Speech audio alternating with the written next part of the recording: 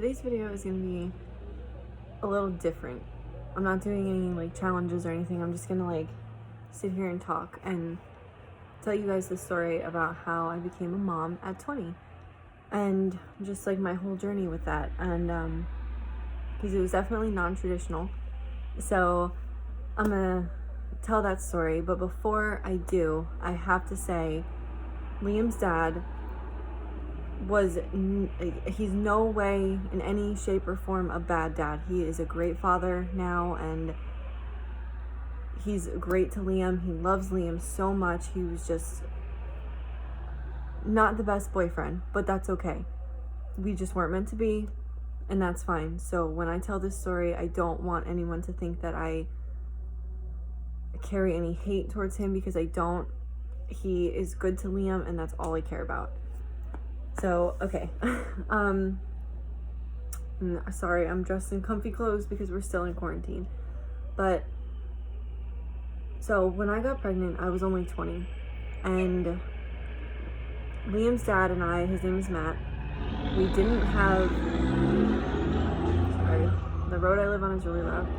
We didn't have the best relationship. We did at first. It was great, you know, just like any other like happy young couple. But we just weren't the greatest towards each other. He did cheat on me, and that hurt. And he did a couple of other things, and I just stayed. And I think that I was just scared to leave, I guess. And not that he didn't abuse me or anything like that. It was just, I was just scared to be alone, I guess. I'm not sure. I was in a really dark place in my life. So I got pregnant, and we weren't even really together fully at the time that I got pregnant. And I remember I was in denial. And it was actually my best friend, Nicole, who was like, all right, Em, like, enough is enough. Your period's been late for almost a month now. Like, just take a test. Like, you never know. So she brought over a test. It was like 11 o'clock at night. And I remember her just dropping it off, and she was like, do you want me to stay? Blah, blah, blah. And I was like, no, it's okay. So I remember just staring at it, and I was like, okay, like, if I'm pregnant, like, this is like crazy. And so I finally dug up enough courage to take it, and sure enough, came up positive. So I was like, okay, I'm pregnant. I'm only 20. I'm living at home with my parents. I don't have a job right now. What am I gonna do? So immediately went upstairs, woke my mom up, and I was like, I need to talk to you. And I feel like, before I go any further, I feel like any young girl is going to immediately want to either, like, well, for me, maybe not every girl, but I immediately wanted my mom. I was scared, you know, so I was like, all right, I need my mom. So I went in, I woke her up. She was livid. She was so angry, and it's not her fault, but, you know, she was like, you cannot keep this baby. There is no way. Like, you don't have a job. It was a bad situation. I don't know how to word this. I don't agree with abortion. I don't think it's the right path. I think, it's not for me. I just don't agree with it.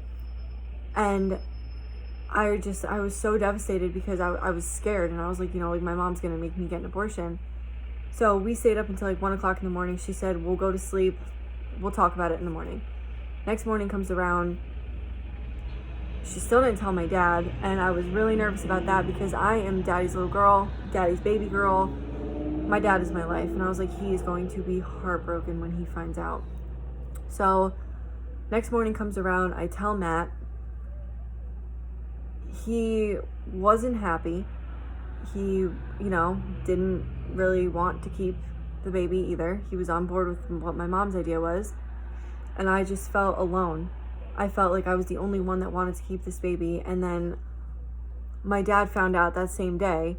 So she told my dad. My dad was very hurt. He was upset, but he was on my side. He said, you know, like, she's not getting an abortion, because we're a Christian family. I grew up Christian. I grew up in a Christian household.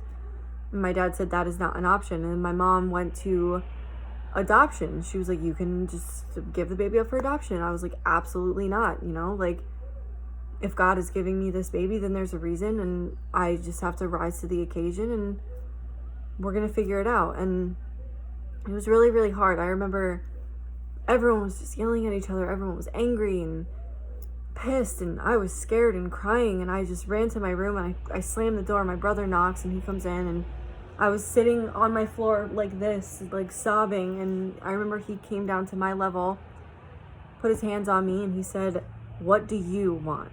What do you want?" Because nobody was asking me what I wanted. Nobody. Except for my brother. And he said, "What do you want?" And I said, "I want to keep this baby." And he was like, "Then we're going to figure it out. We got this. We're going to figure it out." And I'll never forget that, because my brother was the only one that was asking me what I wanted to do. And I remember just like a little sigh of relief came over me, and I was like, wow, like somebody actually cares what I want in this situation. So that was really hard. Matt eventually, he came around.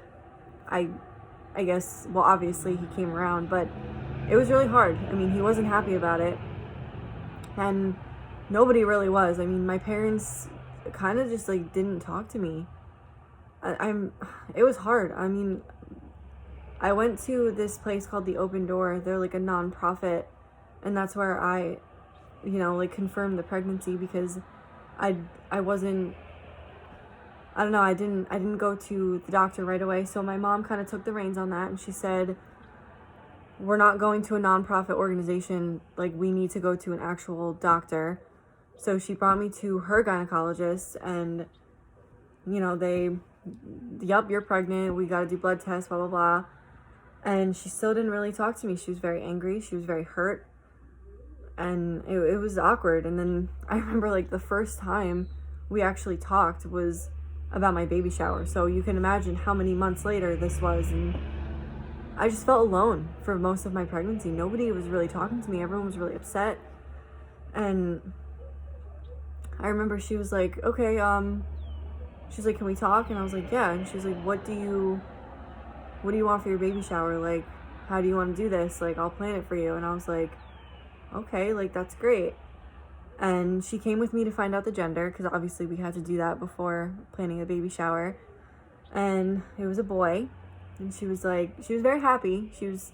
I know she was trying to hide her happiness a little bit, because she wasn't ready to come around fully, but she was excited that it was a boy, because I always wanted a boy first and then a girl, but I have 2 boys. And so yeah, we found out it was a boy. We told everyone it was a boy.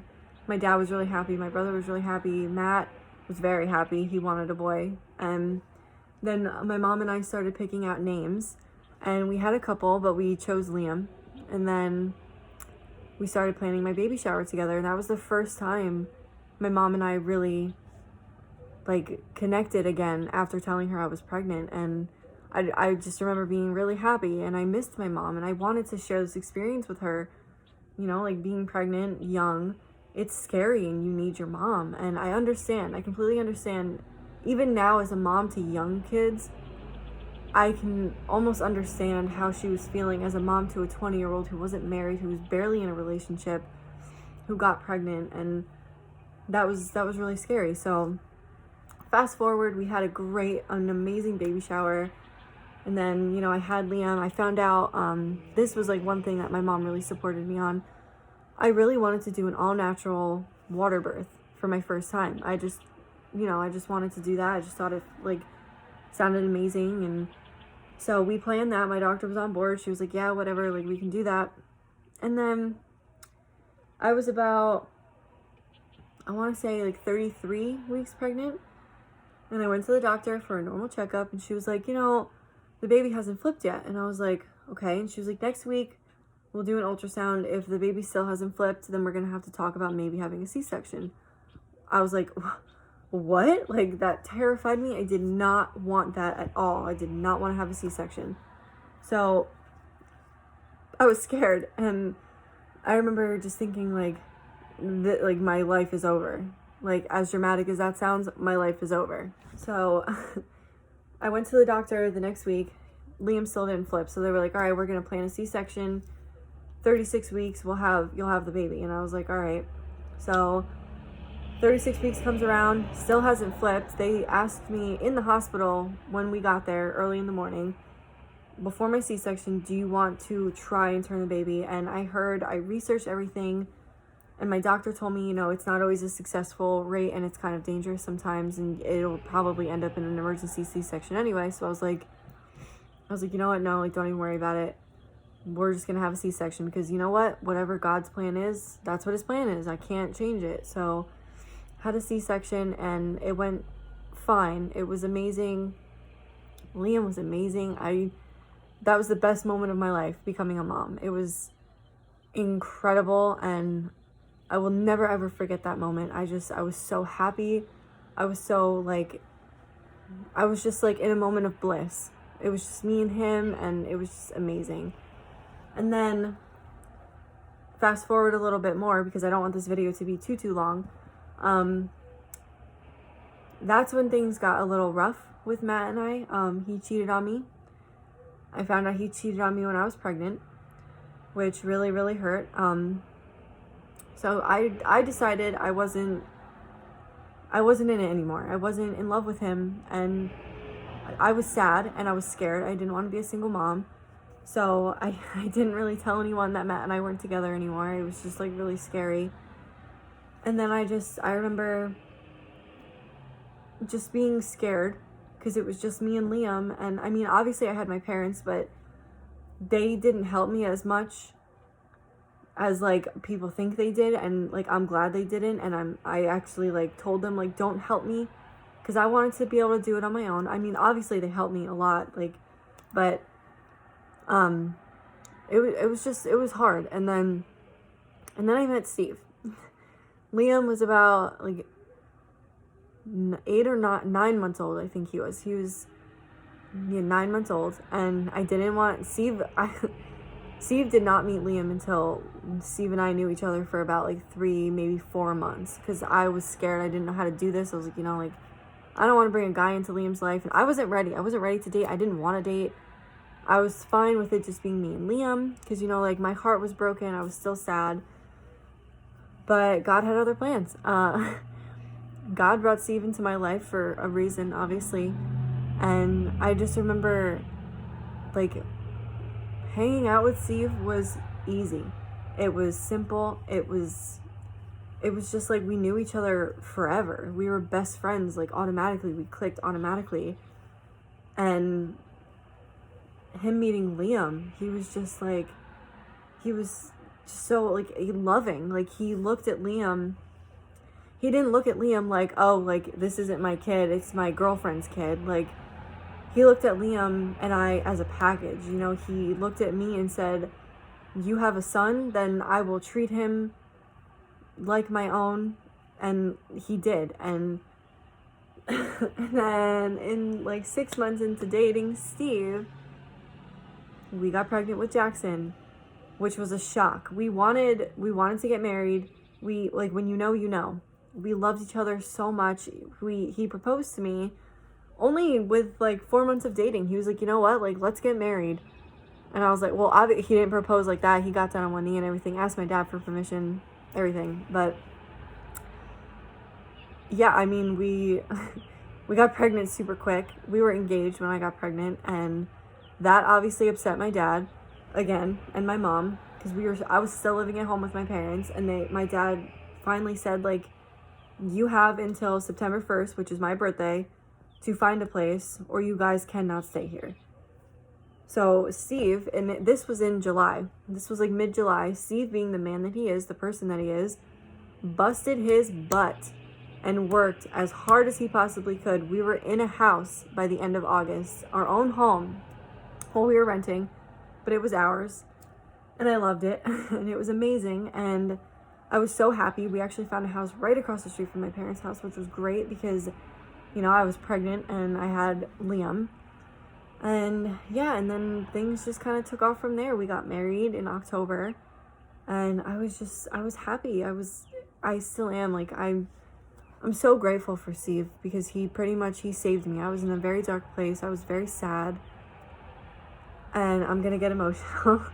He showed me how to love. Like, he showed me what love really was like, and like, nothing against Matt, but I remember being with Matt thinking, like, this can't be it. This can't be all that there is, you know, like getting cheated on and staying and just being scared to leave because I didn't want to be a single mom, and being sad all the time, crying myself to sleep, holding Liam, thinking, like, that my son is going to watch me be heartbroken.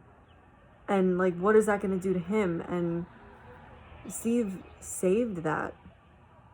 Steve, like, he just lifted me up and put me back on my feet, and we're more in love now than ever. I mean, I love him more and more every single day, and I am so thankful to God for putting him in my life. I know that Steve and I are meant to be together, and I'm just glad that, you know, God saw that I needed him then, and he was like, you know what, like, here you go, here's the man of your dreams. And he's amazing. He's an amazing father. He loves Liam the same amount as he loves Jackson, and hopefully one day we'll get to have another baby, because I am meant to be a mom. I want as many kids as Steve will allow me, probably 3, which is fine. But I love my life, and I wouldn't change it for the world. I wouldn't change Matt cheating on me, anything, because that made me who I am today and made me the mother I am today, because I was scared, I was alone, and I had a little baby. I had to pick myself up pretty much and say, you know what? I'm not going to let my son watch his mother be sad. So when I left Matt, when Liam was very, very young, I was scared, obviously, and I did it. And that's a huge accomplishment. And to any mom out there, any person out there, any woman that gets pregnant with someone that they know that they're not supposed to be with and they're scared, don't be scared to leave. If you don't have a support system, now you do. Come to me. I will be your support system. It's easier to stay than it is to leave, and I get that 100%. I have had my fair share of abusive, horrible, mean, terrible relationships, and it is so much easier to stay sometimes than it is to leave, but in the long run, it is so worth it to find yourself and to love yourself. And look what I got out of it. I got an amazing husband, and I have 2 amazing kids that I wouldn't change. I wouldn't change my story for the world. And obviously, there's a lot more that goes into this story, and if you guys want to know that, I will do a more in-depth story time about that. I just don't really want to put Liam's dad on the spot. But, I mean, this is my story to tell, so if you guys want to know more, I will gladly do that. So, if you stayed this long, thank you so much for watching. And I like doing these, so maybe I'll do more because I have a lot of stories. But, again, thank you guys so much for watching. If you stayed this long, I really appreciate it. Don't forget to like and subscribe. Videos every other day. So, yeah, thank you guys.